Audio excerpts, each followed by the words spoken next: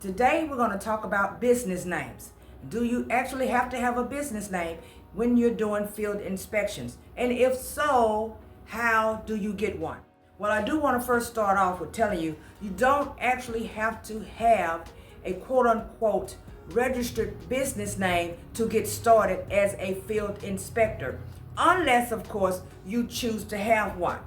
And I know this question arose because there are some of you who are going in, filling out applications for some of these contract companies, and in the application, there is a slot there available for you to fill out the name of your company. And you're concerned about having an actual name. So if that's the case, as long as you know, you can actually skip that. You don't have to put a company name in the slot. But if you do want to have one, there are ways that you can go about getting one.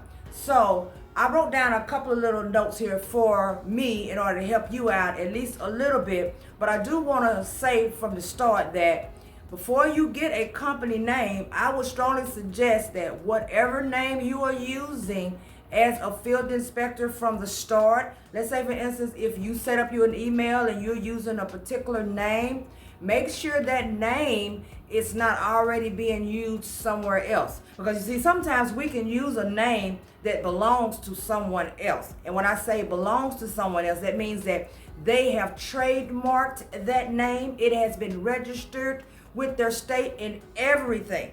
And you have no idea because you haven't went through the motions to actually attempt to trademark or to register your name yourself. Like me, for example, I did not know that so many people in the world had my name, especially spelled the way in which it's spelled. But apparently they do. And there are several people out here who are using that same name on social media and things of that nature. So when I was using my own name, or let's say for instance, when I was actually training for fitness online and offline, my name was DFit Coach. So I was using DFit Coach the whole time. When I got ready to create a website, I went in with the impression that no one had the name, but apparently they did. Now I've been walking around all this time with a particular name. I have logos on clothes, all this stuff, backpacks, duffel bags, all the stuff that I was selling, all on my business cards, everything. And the name that I was trying to use for my website, I couldn't even use it because someone else had it. So you want to make sure that you do thorough research all the way around the board to make sure that no one is using the name that you are attempting to use for your business at all. And then you can register it with your state. And how do you register it? You register it through your Secretary of State. And I'm pretty sure you can go on their website to actually do such. But just make sure, and where I was getting my names from to make sure that no one was using it at first was through Namecheap. And that's the website, namecheap.com. And that's where I get all of my names now and my website addresses and all of that to make sure that no one else has it so that no one else can claim it before me. So you want to make sure that you cross all of your T's and dot all of your I's when it comes to that. So now as far as creating a business name, it's very easy to do. All you have to do is brainstorm some ideas that you know that you would want to stick with. Don't come up with names that you know you don't want to deal with in the long run. A name that you'll get tired of. Make sure it's something that you can relate to, something that centers around the business that you're doing, and something that you don't mind carrying for a long time with your email, with your business cards, and all of that. And then register it with your Secretary of State if you want to have that as your business name. Now, as far as DFit Designs, I do have an EIN number and all of that stuff, so it is recognized as an actual business itself, but it has not been trademarked. I never trademarked anything, but that's okay because I changed the name. So it doesn't even matter at this point. But if you don't want to run into a snag of someone else having a name that you are attempting to have, you need to make sure that someone else doesn't have your name. Okay, so there is a website here, and let me see here. U.S. Patent and Trademark Office, okay? Places like Trademark Genius. You could go on websites like that to put the name in that you know that you want to attempt to use as your business name.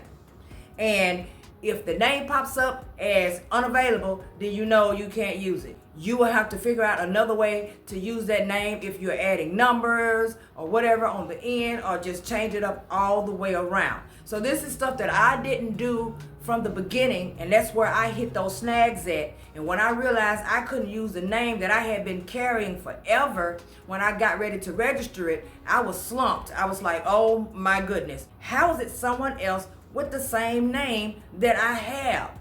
Like, what are the odds in that?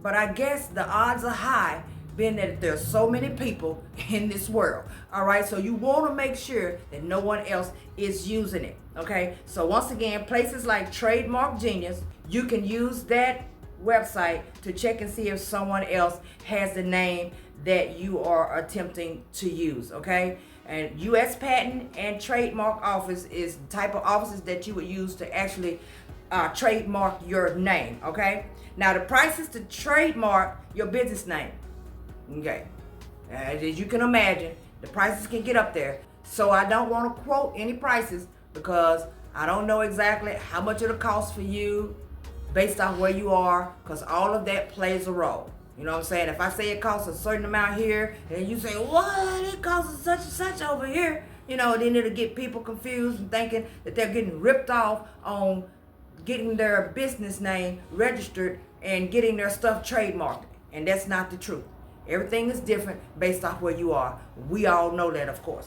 But yes, you can register your name once again with the Secretary of State. So let's go through this.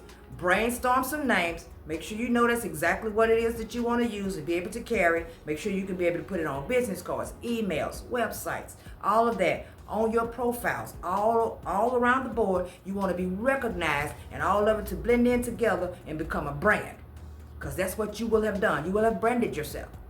You get your business name together in that manner, and then register the name with your Secretary of State. From that, if you do want to trademark your name, there are places that you can trademark your actual business name, but just make sure you know that the price can be up there, and just be okay with that. As long as you're straight with that, hey, if you like it, I most definitely love it. Make sure that no one else is able to take your name, and if you have decided on one, don't wait too long.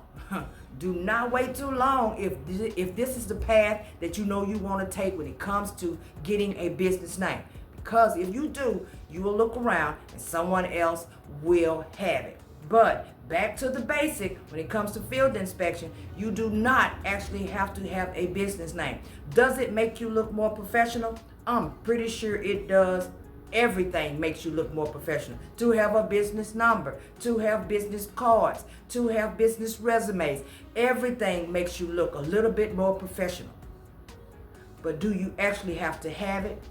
No, for most companies, you don't.